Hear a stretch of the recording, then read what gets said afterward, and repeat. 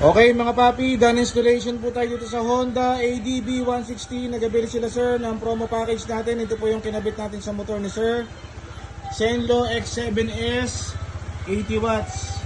So dito po natin nilagay sa crash guard ni sir. Gumamit po tayo dito ng crash guard LED bracket. So yan po.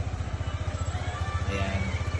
So bali ang ilaw po nitong Zenlo X7S, yung low beam niya white, and then high beam white plus yellow na combination. So yan po ang Zenlo X7S 80 watts. Ayan, low beam, high beam. Ayan.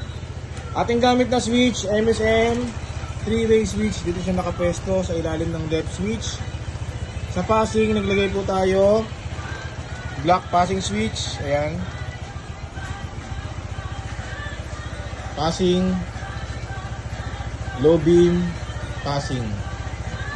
Okay.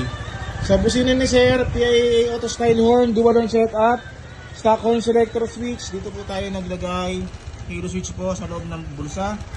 Bali pag nakapatay po yan, magbubusina yung stock horn. Okay. Pag nilong press, magra-rapid mode po.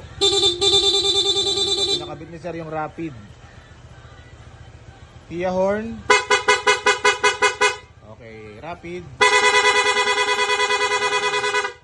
Okay mga paps, so kung sino mag-avail ng ganitong mga promo package natin, mag-message lang po sa page, pumunta dito sa Scooteristas online shop.